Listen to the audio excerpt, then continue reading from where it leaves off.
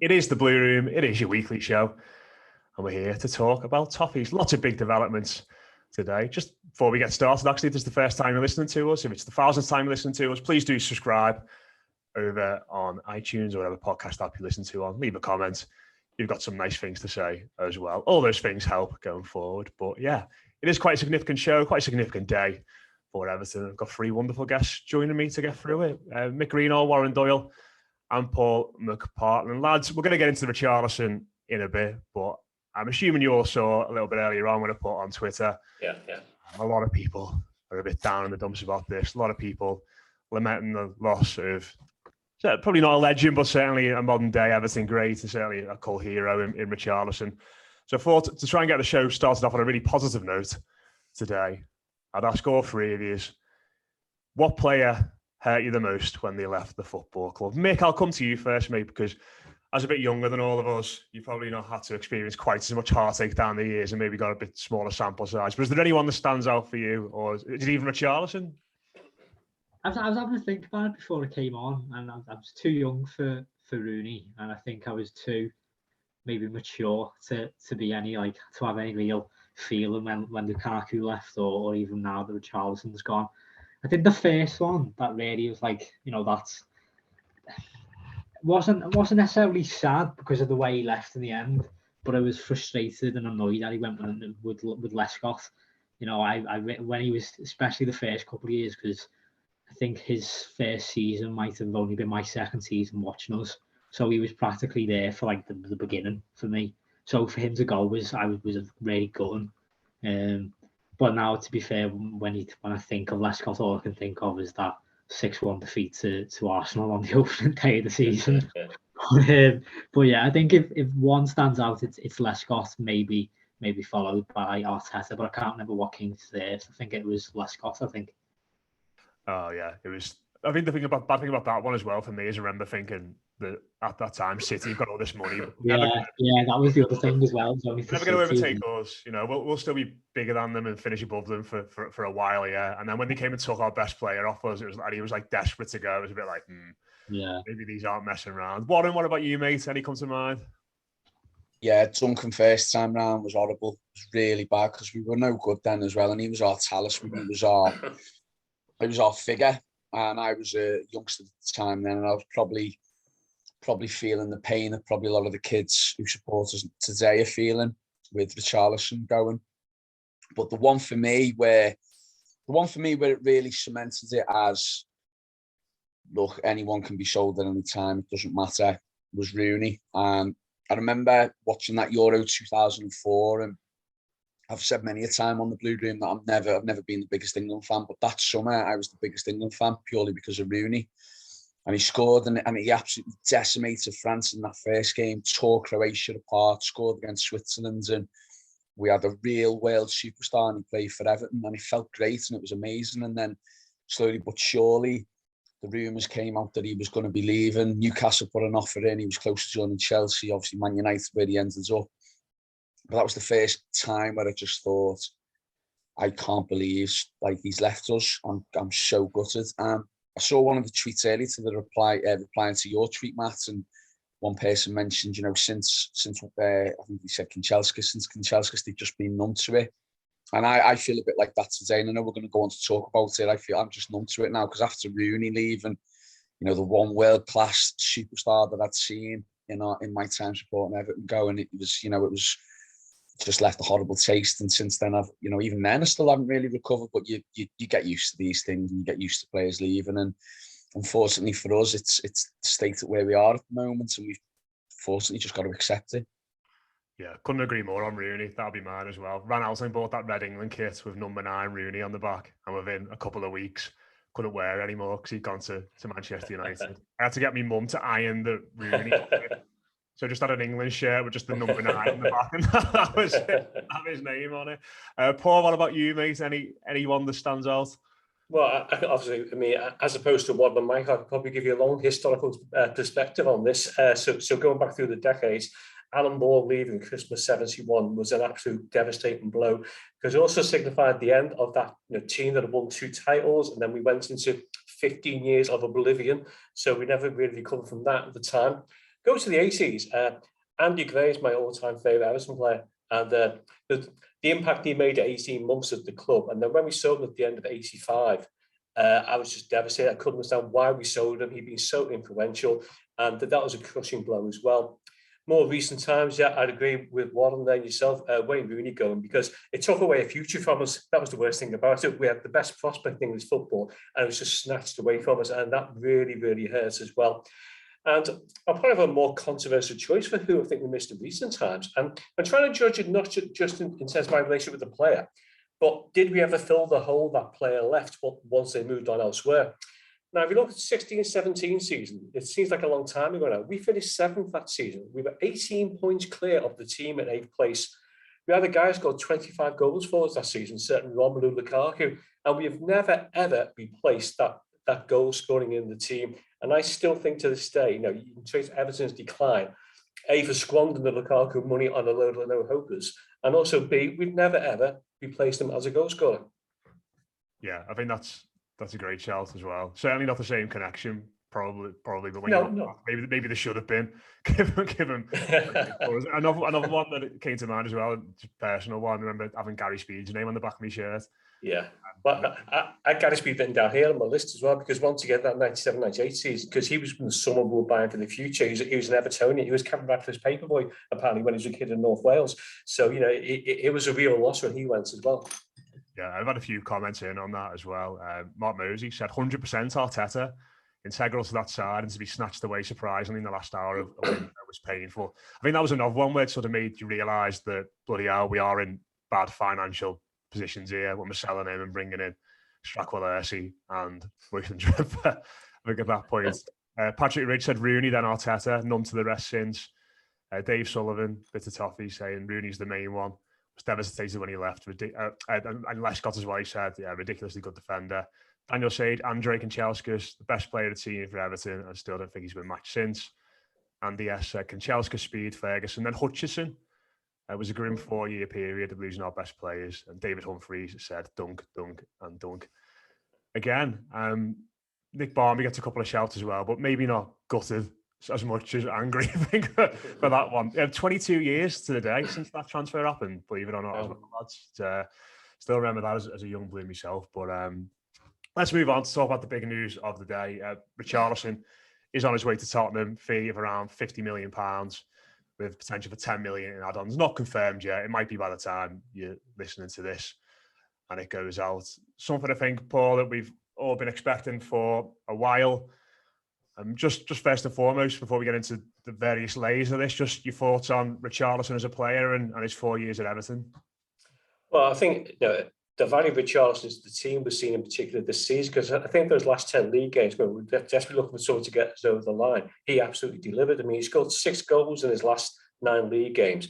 I always remember the equaliser he got against Leicester towards the end of the season in stoppage time. I remember thinking at the time, that point could just be crucial here, just in helping us to stay up. So, yeah, his contributions to the team has been immense. I think we all knew deep down that he was going to go, because let's face it, a club like Everton, unfortunately, these days cannot hang on to Brazil's star striker, can we? We're just not in that league anymore. The guy wants to play Champions League football. So, I don't begrudge him moving. It's a massive blow to the club. There's absolutely no question about it. And in terms of which player leaving has hurt the most, I think for lots of Everton fans, Richarlison leaving will really hurt, because he had a link and a bond with the fans that not many Everton players have exhibited in recent years.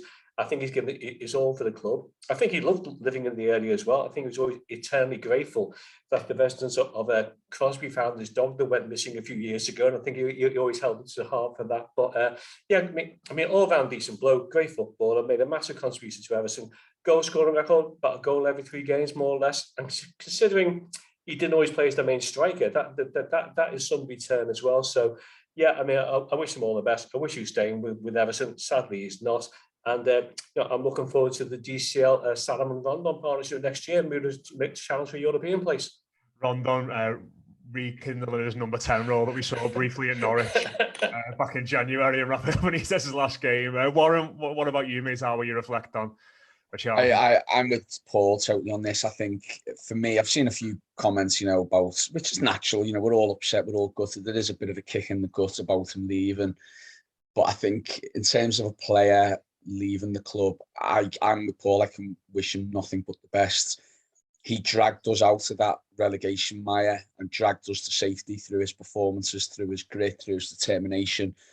And I, for one, will certainly not begrudge him this move. I think it hurts a lot of us that it's Tottenham, because I think a few years ago, not in that all too distant past, we were on a similar level to Tottenham and we could have pushed past them. And now we're light years behind them. They've got the new stadium, they've got Champions League, they've got tremendous players in the squad. And you can't begrudge them that. You can't, if we take if it was another club, if it was Villa and he was going to Tottenham, we'd look at this and we'd go, yeah, that's a sensible move. Unfortunately for us, because we're Evertonians, we don't quite see it the same. But I wish him nothing but the best. I think he's been phenomenal for us. I know Dave maybe disagrees with this, but I think his goal scoring record has been fantastic. I know Dave Downey with you, Matt, has said a couple of times that his goal scoring record hasn't been great. I think for a striker who, as Paul said, hasn't always played as an out-and-out striker, to get 1 in 3 in this league for a struggling side as well has been immense. And I think actually what this transfer has taught us is how Everton has failed him and Everton has failed us, because the signings to back him up and the money spent to back him up and the development of the club going forward has not been good enough. Had we have done what it looks like Palace are doing and what it looks like Leicester have done and what it looks like a number of other sides have done and invested well, we maybe would have kept him with a decent side. I just hope now going forward that the money we get... Listen, if we can... I know we'll maybe go on to talk about this more in a minute, Matt, but if we can get 2 or 3 players off the back of the Richarlison money to invest in the squad, and they're good players and they will be players that will improve us, that should be our aim, because our squad was not good enough last year. We would have all loved to have kept Richarlison. We would have all loved to have had someone like him who, like Paul said, had a fantastic bond with the fans, with the supporters, especially with the youngsters as well, with the kids. It would have been brilliant to keep him, but our priority this summer has to be to improve that squad so we are nowhere near that relegation end of the table again. And if we can get a couple of players in with that money, then that will improve us, and that is what we should be aiming for. So to sum it up, I am incredibly grateful he played for us. I wish him all the best for the future. He will get the pantomime boos next time he comes back to Goodison. It's only natural, especially with our fan base. Got a great reception. I think he'll get initially a good reception, but I think first time in touch it, there'll be a few boos. But I think he will get a good reception. I think we have to remember what he did for us going into the back end of that season, and for what he did for us right throughout his time with us. So I've got nothing but respect and nothing but praise for him while he was with us. Yeah, I mean, it's rare, Mick, isn't it, for a player to leave to another club in the same league, and for everyone to sort of be like, well, we wish him really well. It's, there's so much animosity and there's so much... Football fans are so fickle by nature that there does tend to be something that crops up. The player either mouths off or, agitates for a move. Fans get pissed off, but it's not like that with Richarlison, isn't it? I think that's testament not only to how good he is as a player, but as both the lads have said there, the character of the fella and how he's clearly got respect for Everton and for the supporters.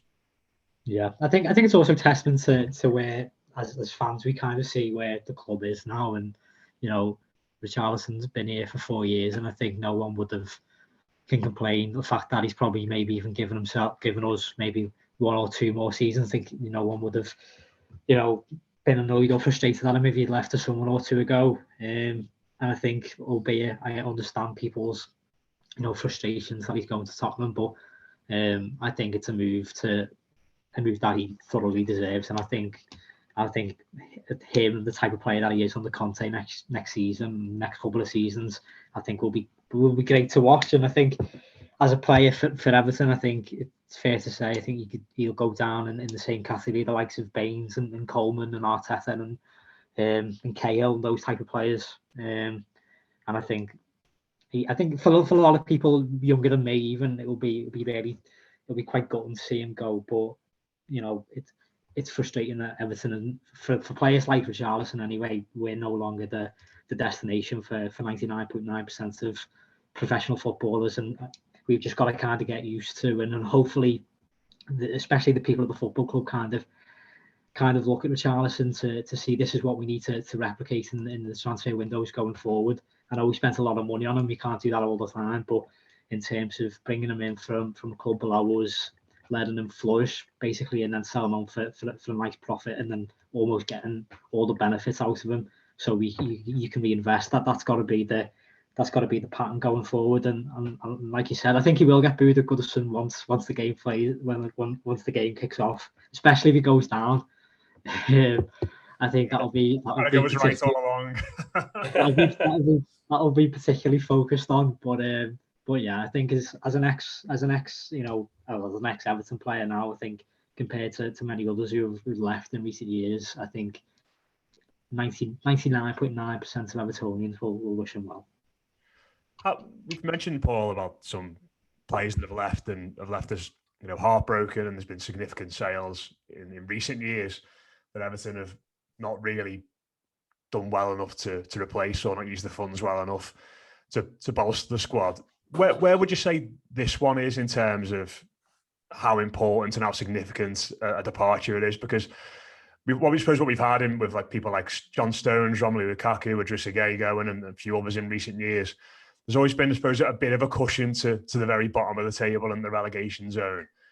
We haven't really got that now, have we? And I think that's my main concern about this. Yeah, I'd agree totally, Matt. I think if you take a cold hard look at where we are at the moment, we finished 16th last season.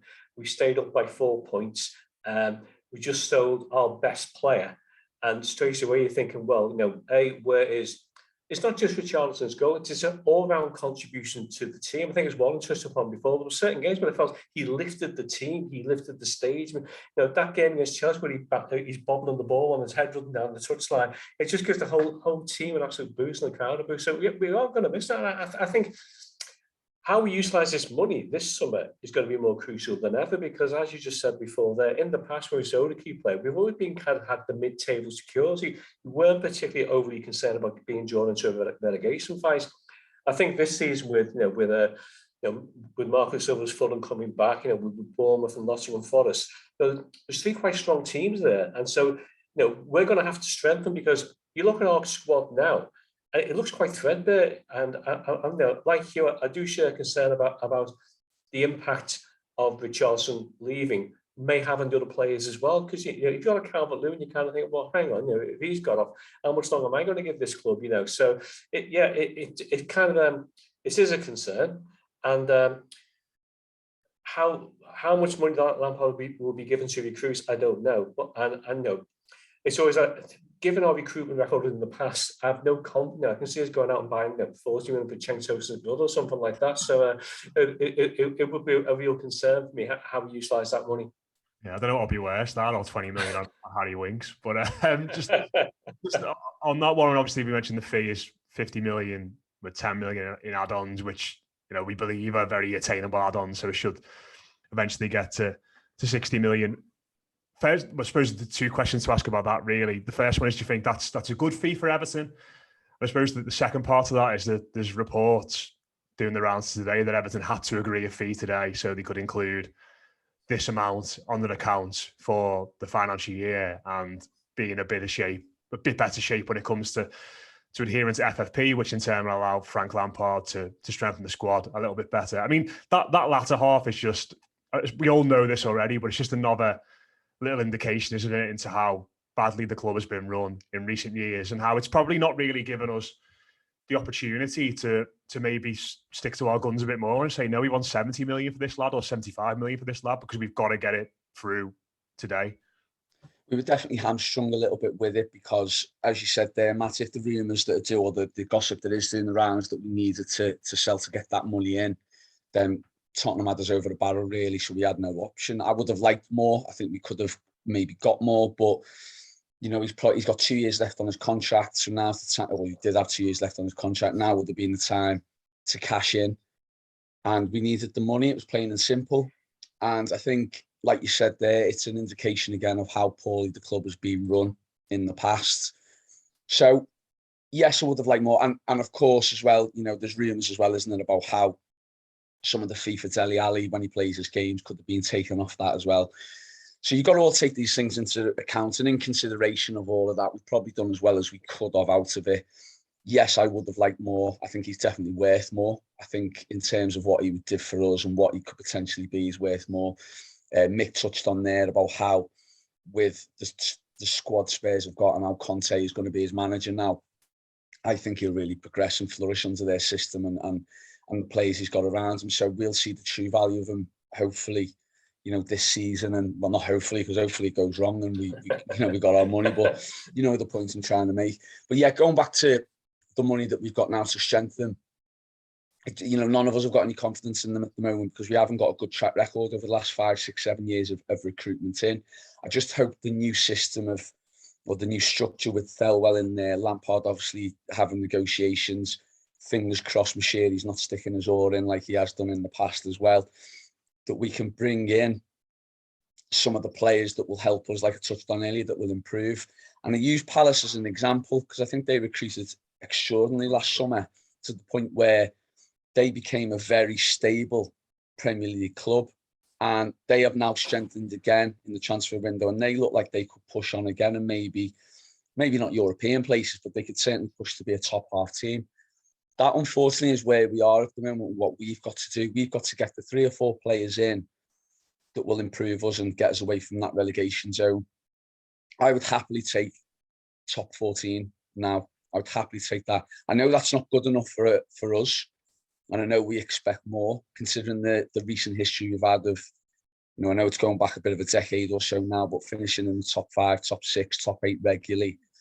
I know top 14 seems a little bit of a, not very sort of ambitious, but I think that's realistic for us now to achieve. What we need to do is stabilise again, get good recruitment. Let's see some younger players being brought through, because Anthony Gordon's proved that we've got a good young youth academy there. And then let's stabilise, and then the next season or the next transfer window, you can build on it again. That is how you should do it, and that's how it should be done. We've not done that in recent years, because as soon as we've got a bit of money, we've thrown it to players who are probably on the last big transfer, big contract, and in the end, it's not worked out for us. And we've seen the consequences of that in the most recent season, where we've nearly gone down. So I just hope, I think it's a massive summer. We say this every year. We say it every year. But it's a massive summer. You have to get recruitment right, because, and I believe they will. I think they've definitely realised. I hope they've realised from the mistakes. I'd hope with Lampard's contacts as well, and the pull that maybe he has, we can get someone of the likes of some of the Chelsea youngsters coming towards us, helping us improve. And that could be the catalyst for it to start. But it's going to take a few years. It's going to take a few years. We're not going to do it overnight. If we do, it's a bonus. But yeah, like I said, I would bite your hand off now for top sort of 14, 15, just to stay clear of that relegation dogfight again, like we had this season. It's interesting you mentioned Crystal Palace there, because I know, Mick, you've been tweeting about them a lot in the last 24 hours. Obviously, they're signing a different Decore to come in and play in their midfield effectively as someone to replace Conor Gallagher. For you, I think I know the answer to this question, but is that the model that Everton need to go down, do you think, with this chunk of cash they've got, go and be... I suppose, do you want to see Everton go down that route? And I suppose the second part of that is, do you think Everton and Kevin Thelwell have had the time to establish that kind of network of contacts and scouts, given not only how short he's been in the job, but the situation that the club were in last season, and whether they could have concurrently planned for Premier League safety or the Championship? It must be difficult for him, mustn't it, as well? Yeah, I think in terms of like trying to replicate what Crystal Palace have done, for instance, I don't think Everton have got a choice, because if Everton want to revert back to what I grew up as, at least Everton being in that, Everton were a consistent top 8 club for the first decade that I watched them, and that, I'm sure in contrast to Paul, that doesn't seem like a massive thing, but I'll take that now. But for us to get back to that level at the very least, Everton have to almost go back to what David Moyes did initially. And that's, I think, what a lot of football clubs with the likes of Crystal Palace and Leicester and even West Ham now with Moyes in charge, and Brighton, Brentford have come up, Nottingham Forest have come up, and their type of recruitment strategy looks very promising. If I was a Forest fan anyway, you can't compete. You can compete with the top 6, but you can't if you can't get in the same ring with them, and if you can't punch them at the same type of weight that they're punching. You can't offer the same type of money for the same type of, because if you are offering the same type of money, you're just not getting the same type of quality. So you have to go about it a different way. And I think Crystal Palace, especially, are a great example because it was only 12 months ago. I don't even think they had a manager. They were in a very similar situation to us in Tottenham, and that they were very indecisive. I think they were days away from, just like Everton were, supposedly appointing Nuno. There was close links to Steve Cooper, and obviously they eventually landed on Patrick Vieira. But over the last couple of years, slowly but surely, I think it's Dougie Freeman who's in charge of their recruitment, or at least their director of football. Their recruitment has became a lot more, a lot more clear. There's a very evident strategy, and with Roy Hodgson in charge, for his faults as maybe as a progressive manager in the modern day, there was almost a stability there that allowed the people behind the scenes to just get on with it and kind of remodel the football club, so that when someone like Patrick Vieira came in, or in a couple of years' time when someone maybe a little bit better comes in, the club can kick on. That's what Everton needs to do now. Whether Lampard's that type of safe pair of hands, I'm unsure. But in terms of the recruitment, that's the same type of pathway. And I think last summer especially, Palace proved that it doesn't take long to completely change the direction of a football club. At least, I don't think they finished last season with a lot more points. But in terms of the optics and the perspective around the football club, it's a lot better. In terms of when you asked about whether Thelwell's has had the time, I suppose. Listen, I don't know what he does day to day. Maybe this is me being very blunt, but it doesn't take 12 months to decide on a player. There's enough stuff out there, whether that be video, being able to watch games all day to decide on a footballer. You don't have to go out and scout them in person. There's enough data. There's enough things online for you to make a very well informed decision. I'd be disappointed if there wasn't a clear change in strategy this summer. I know it's early days still, but I think, especially with new owners potentially coming in, and especially with Richarlison, who knows how many other sellable assets we have in the future. A lot of that will depend on the progression and the performance of the likes of Calvert-Lewin and Anthony Gordon, which at the moment I think a lot of people would value them quite high, but with injuries and with Anthony still being quite young, nothing's there. It's quite decisive really. So yeah, I think there's got to be a big change this summer, and I think Thelwell at least has had the time to try and implement it. Or at least I don't think we have a head of recruitment yet, which is a bit worrying. Yeah, quite concerned. I suppose Everton should have been planning for this day for a while, shouldn't they, Paul? Because we've all known probably for a couple of years now when those links to Barcelona started, then Real Madrid, and then I think it was well documented that Richarlison said he was going to give us one more season under Ancelotti. Then the club let him go and play in the Copa America and the Olympics, and he stayed again, I think, as another show of good faith. But this has been in the offing for a while, hasn't it? You'd think that Everton have got some kind of plan in place to deal with this. I think we'd all agree that Everton's strategic planning abilities have been absolutely abysmal, hasn't it, over the past 7 years. So, I have no confidence that Everton have a strategy in place, for replacing Richarlison and have a list of targets ready to sound the dotted line. I sincerely hope I'm wrong, but I know we've referred to the how inept the leadership of the club is at the moment. When you think that we had under Mashiri's reign, close to 7 managers in 7 years, something daft like that, Michael made me some really good points about Crystal Palace. I would be quite fascinated by the Brentford model as well, given what they've achieved, given where they've come from. And I remember reading a thing about when Mark Warburton was the manager there, he came from this idea that he wanted to change the style of play to this system he preferred. And the board kind of said, well, look, at Brentford, we play this way. Either you conform to that way we want to play, or you go elsewhere. He went elsewhere. And I always feel that Everton have kind of like this strategic vision of what Everton is. When you come to Everton Football Club, this is what the fans expect. This is the type of football the board expects. So we've gone from such a variety of different managers to progressive football with Silva, to dour defensive dullness with Big Sam, to few bright shafts with Carlo, to the hideous days of Benitez. When you think the managers we've gone through in Mashiri's time, it's absolutely, it's been appalling. So going back to your original point, Matt, do I think we've got a plan in place? The answer is I really don't think. And as Michael points out there, we still don't have a head of recruitment. I mean, that's kind of a legacy of the Benitez clearouts, isn't it? And as discussed at the time, how can you let the manager absolutely destroy the club system and then sack him after he's done it and bring somebody who has no time to replace that? So, I know you talk about the potential takeover in the past on this show, and I'm certainly coming more around to the way of thinking that is it after 7 years, is it now the time for a change of ownership, and maybe someone coming with some brighter ideas and someone knows how to use money better? I suppose even that in itself, though, Warren, doesn't it, makes it even harder for Kevin Farwell? I mean, can he go out and say, I want to sign this player for 20 million, and Farhad Moshiri signs it off, and then Farhad Moshiri's not the owner of the football club in a couple of weeks? It almost feels like he's been given like one of those challenges on Footy Manager. Your team finished 17th, 16th last year on 39 points. Your best player's gone. You're under transfer embargo because you're changing owners. Keep them up again next year. It's such a tough job for him to come into, isn't it?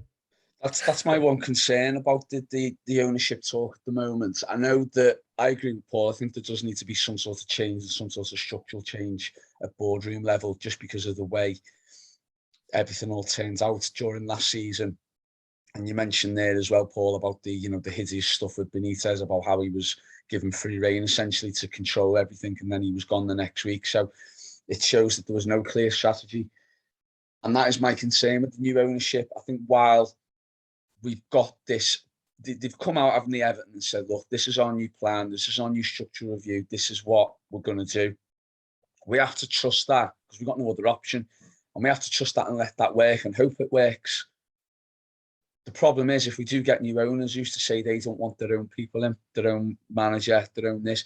And the last thing we need at the minute is upheaval, is, change again. We need some sort of stability. I really believe if we keep some sort of stability going, because West Ham, I made a comment, Paul, you were on the show I did with you a while back, and I made the comment about West Ham.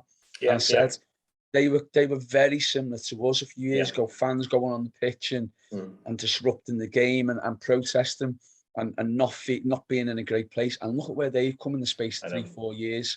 Yeah. They've had Declan Rice come through. Hopefully Anthony Gordon has the same impact for our team, and we can get a few other youngsters. I really believe them short term, going into the medium term, Everton needs stability, and then you can start doing the long term stuff. I think Thelwell probably has had enough time to at least have some plans in place to say, this is if we go down, this is if we stay up, this is if Richarlison leave, this is if 2 players leave, here's the options. I think they've probably been waiting on this money, to be honest, from Richarlison to come through before they can make any sort of decision.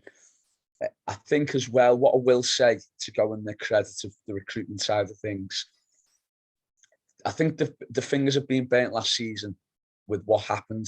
And I do firmly believe it was a wake-up call to everyone at that club who was in a position of power. We've messed up here and we need to sort this out so it doesn't happen again. And what I will say going in terms of recruitment as a positive, we made 2 very good signings, I believe, in January, in Patterson and in Michaelenko. 2 younger players, cheaper, who have the potential to be really good and at a really good Premier League level with resale value because they're young enough. Lampard already said that Patterson would have made his debut before he got injured.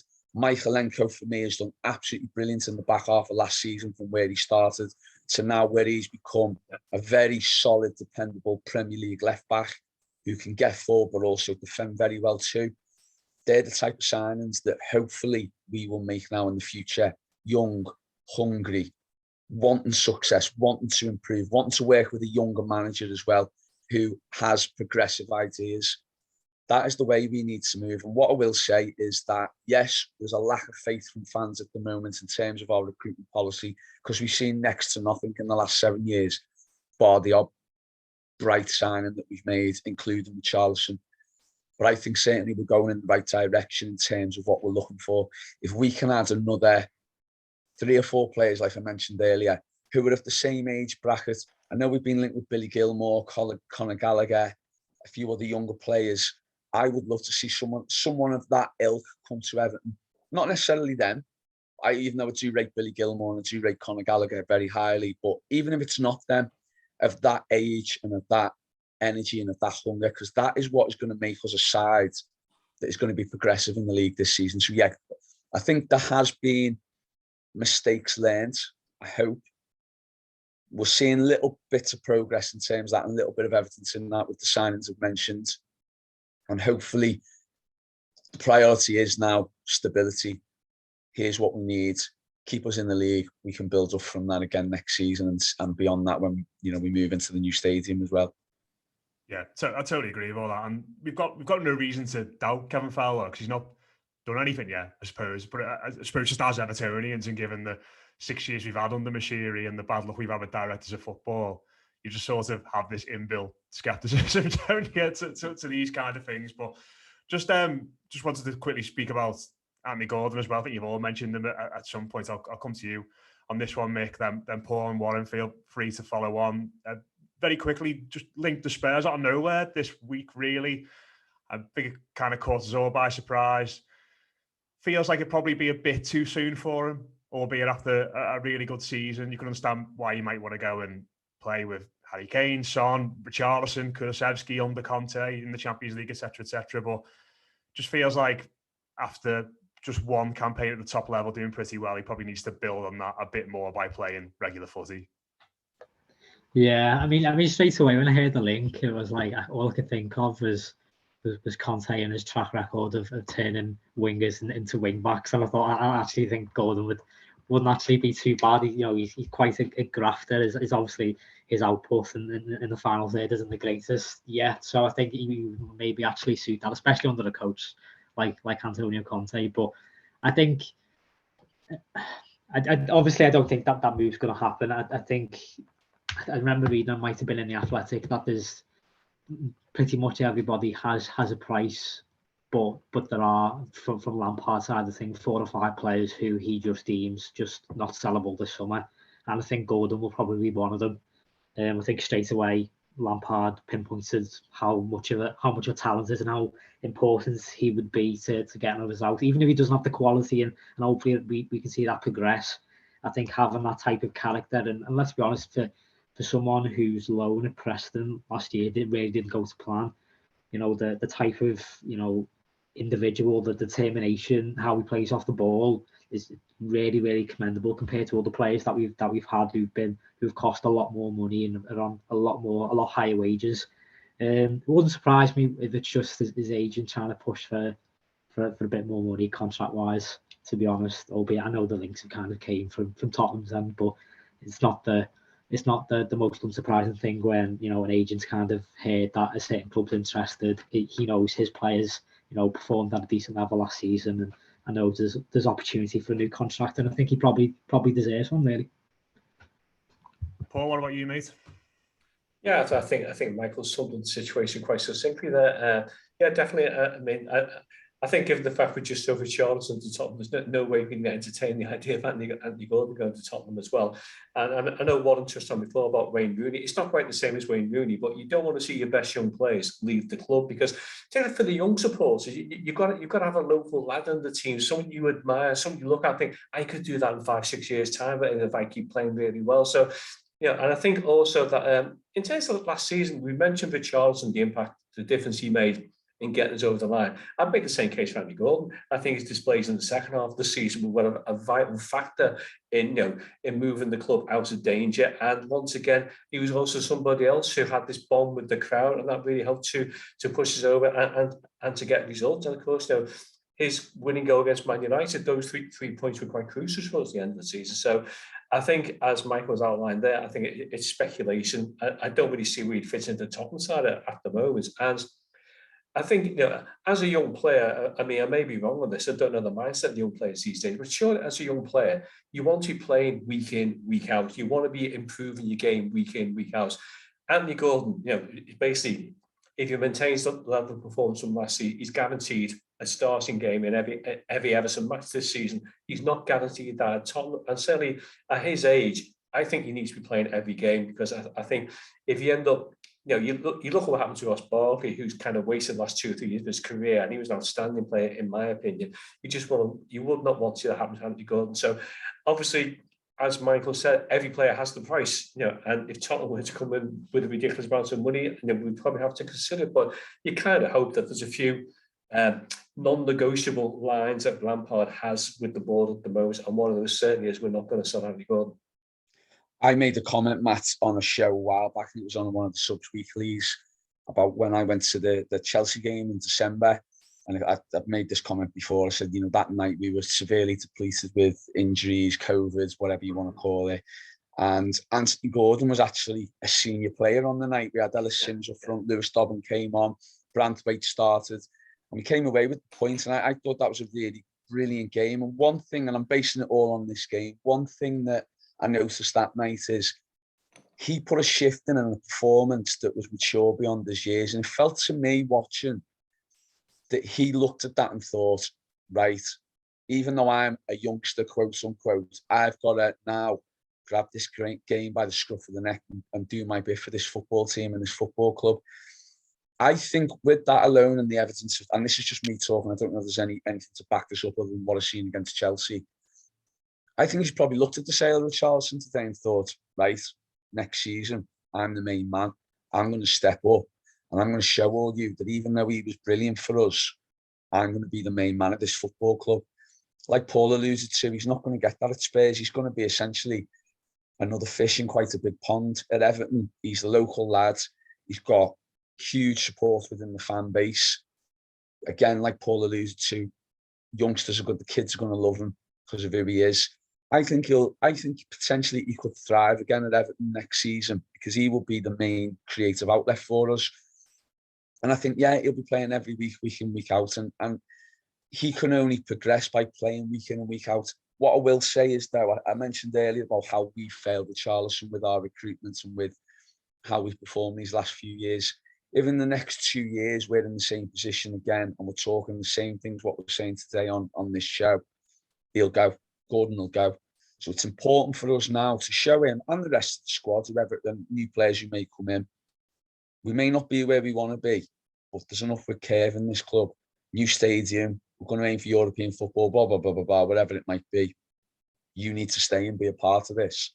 And if we haven't got that in place in the next 2-3 years, unfortunately, we're going to have to say goodbye to Gordon one day as well. But I think the link was very tenuous for me anyway. I don't think he'll leave this summer. I think he'll definitely be with us next summer. And he can be a real sparkling and shining light for us again like he was this season. I think he was very close to being player of the year again this season for me.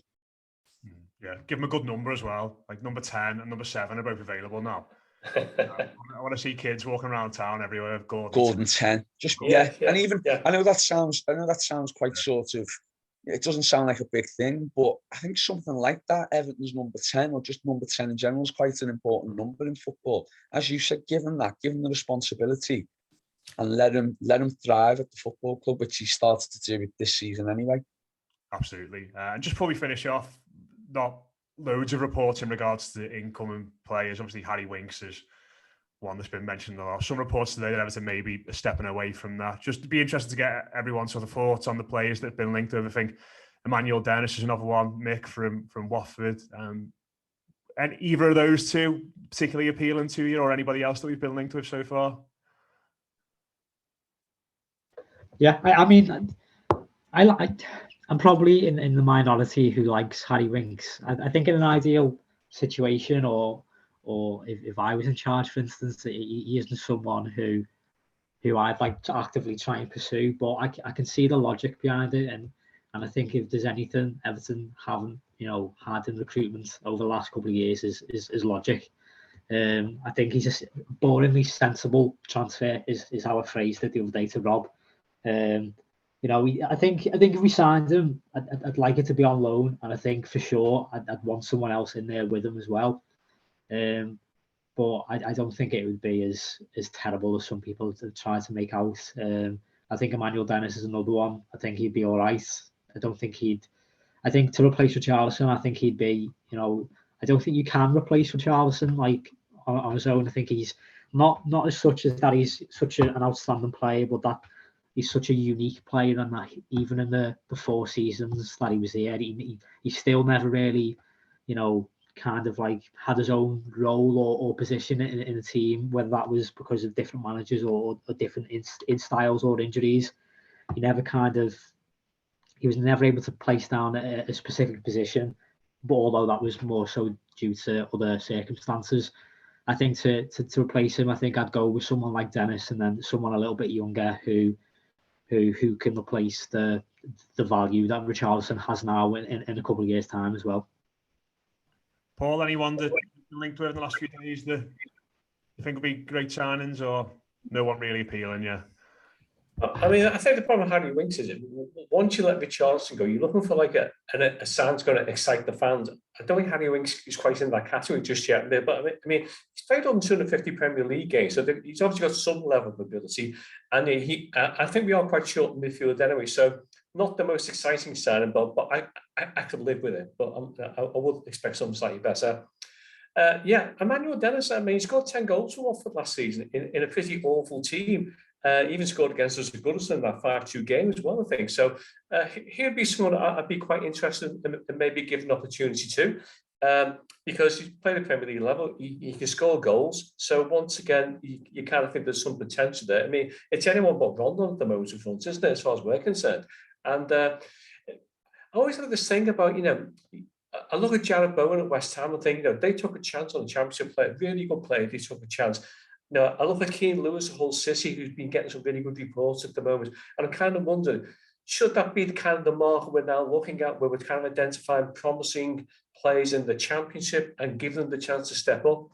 And I followed Ellis Simmons' progress at Hearts last season. I mean, I thought he did okay. And I'm not saying he's the answer, but he's somebody else who might be back in the equation for us next season as well. So, yeah, I mean, it's as ever, when we're linked with things until it's all signed on the dotted line, I'm never totally convinced it's going to happen. But I also agree with what Warren said before. I mean, you mentioned Conor Gallagher. I think he would be, if we could get him, he would be a brilliant signing for the club. He'd give the whole place a bit of creativity to midfield as well. Be happy with Billy Gilmore as well.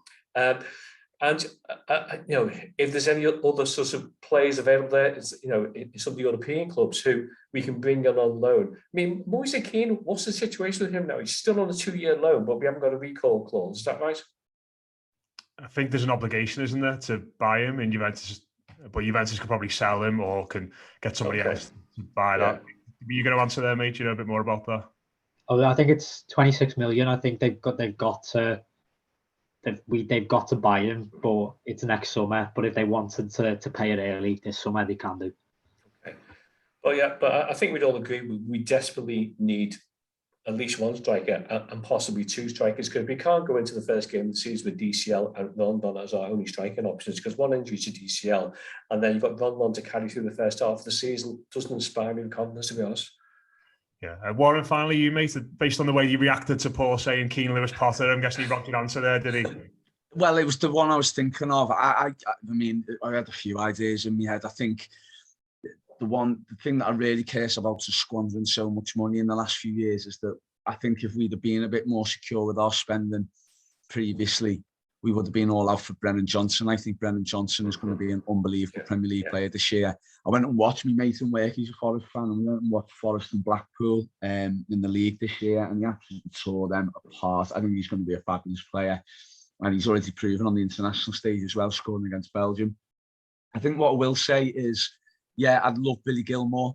For me, the night he played England, Scotland in the Euros, I think he came of age that night, Billy Gilmore, and he proven against a really decent England side that, let's remember, made the final, that he can cope playing in this league. I know he didn't have a great time at Norwich, but he did have a great time at Norwich last season. So I think under Lampard in that team with a Decore next to him and maybe another solid midfielder next to him, I think he could really flourish and help us keep the ball and maybe help us play in the system that Lampard wants. I'd love Conor Gallagher daily. I think that would bring us massive amounts of energy, similar to what he brought to Palace. Whether or not that'll be achieved, I don't know. I think with the Harry Winks thing, I think why everyone's so against it is, yes, it's not a name that excites, but going with our recruitment history in the last few years, it just seems like we've gone, right, he plays Premier League, let's pick him, let's go for him. It just doesn't seem like a well thought out signing. That's what's put a lot of people off. So yeah, I'd love us to go down in Championship and buy some players. It's been proven, like Jared Bowen, what Paul's already said. There's so much talent in that Championship that we could really harness that and bring that forward. And again, young, hungry players is what we require. The only other name I'm going to mention, it sort of goes outside the age range and that I've been banging on about to sign and not sign all the players, but I think it would be an unreal signing for Everton, and certainly one that would maybe encourage others of that ilk to maybe give us a chance and join us. I know we've been trying to, reports have suggested we've been trying to tempt Christian Eriksen. If we can get someone like that through the door as a proven quality player, and look at the impact he had for Brentford last year, I think someone like him with his vision, his ability, his skill to pick out, you know, if DCL stays a DCL in the box to get him on the goal scoring once again, I think that'd be a magnificent signing for Everton. So let's hold on and let's see. I mean, at the moment, it doesn't look too rosy. It's not going to when you sell arguably your best player, but all we can do is have trust and faith and hope we bring in some, you know, 3 or 4 players that can help us progress. And I'd certainly be excited with any one of those names that myself and the lads have mentioned. Yeah, Eriksen would be wonderful, wouldn't he? I think even he could stick a ball on Rondon's head, couldn't he? He'd probably get a few goals next season if he came in, but we'll see. We'll see how it goes. Lots to transpire, of course.